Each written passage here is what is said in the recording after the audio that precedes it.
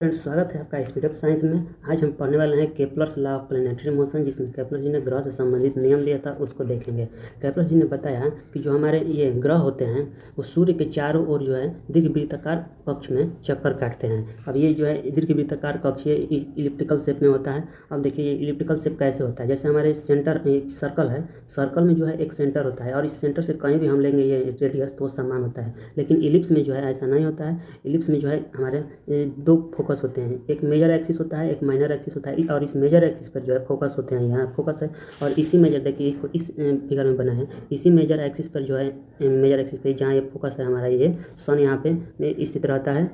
और हमारे ये प्लेनेट जो है यहाँ से ऐसे इसके चारों ओर जो है गति करते रहते हैं। जैसे अब यहाँ पे फिर से यहाँ प्लेनेट बढ़ेगा, मार्स हो गया हमारा, ये पृथ्वी हो गई, फिर इधर से जुपिटर, ऐसे सीरियल नंबर में वो बढ़ते जाएंगे तो वो गति करते रहते हैं। अब हम देखेंगे इसको सीरियली नंबर से, जैसे हमारा हो गया बुध हो गया, फिर यहाँ पे शुक्र हो गया, पृथ्वी हो गया। इस प्रकार जो है ये किस तरह से गति करते हैं हम यहाँ पे देखने वाले हैं।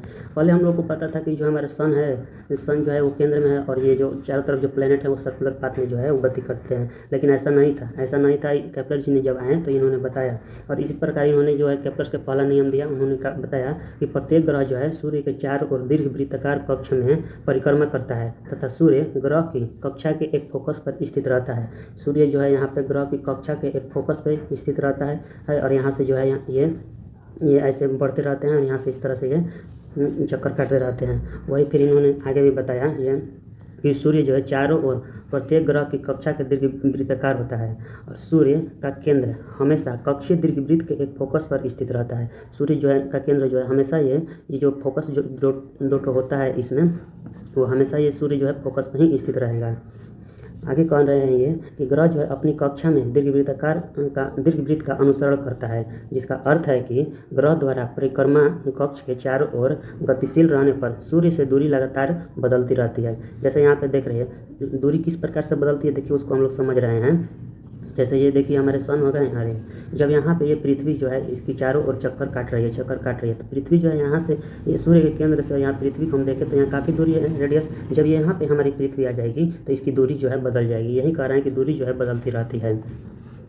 फिर यहाँ पे इन्होंने देखिए क्या कहा कि every planets orbits is an ellipse with the sun at a focus. वही कह रहे हैं कि जितने भी ये कक्षा हैं वो सूर्य जो है उसके फोकस पर ही स्थित रहेगा। यहाँ पे सन है, यहाँ पे एक फोकस होता है, तो यहाँ जो है सूर्य जो है हमेशा इसके फोकस पर ही स्थित रहेगा। जो हमने बताया उसी को ये लैंग्वेज फॉर्म में लिखा गया है।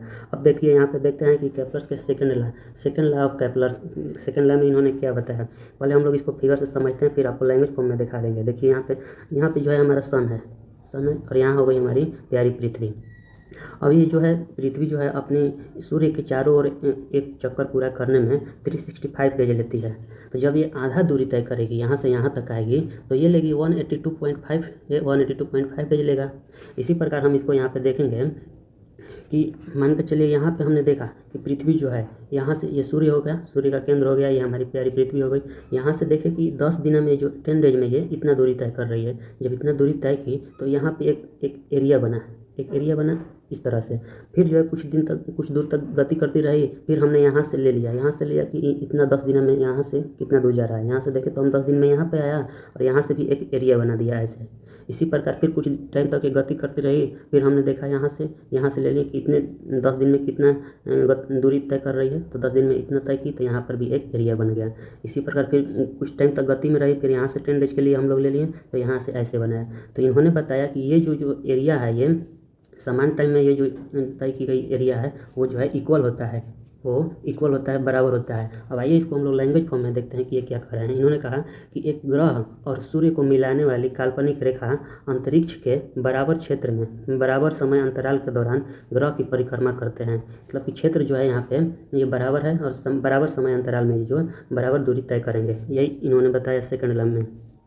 अब देखिए इसको यहाँ पे फिर ये कह रहे हैं कि मूल रूप से जो है ग्रह अपनी कक्षा के साथ निरंतर गति से नहीं चलते हैं, क्योंकि यहाँ पे पृथ्वी यहाँ पे है, फिर सब पृथ्वी घूम के यहाँ पे आएगी तो इसकी गति कुछ और होगी, क्योंकि ये जब नज़दीक आ जाता है तो यहाँ पे तेज़ी से घूमने लगेगा, फिर यहाँ से जाएगा इधर तो इसकी गति जो है स्लो हो जाएगी। वही कह रहा है कि यह उनकी गति इतनी भिन्न होती है कि सूर्य और ग्रह के केंद्र को मिलाने वाली रेखा किसी क्षेत्र के बराबर भागों को समान रूप में पार कर लेती है, समान समय में पार कर लेती है। अब यहाँ पे देखिए केप्लर्स के थर्ड लॉ पे हम क्या कहा, केप्लर्स के थर्ड लॉ पे हम लोग पहले समझ लेते हैं। देखिए ये जो अभी तो हमने देखा है कि ये जो है हमारे ये जो इलिप्टिकल शेप में होता है और ये ग्रह है, यहाँ पे हमारी पृथ्वी है, हमारी अर्थ है, सूर्य के चारों चक्कर लगा रही है। तो ये जो है यहाँ पे ये जो है सेमी मेजर एक्सिस होता है, ये जो है सेमी मेजर एक्सिस होता है, सेमी मेजर एक्सिस होता है।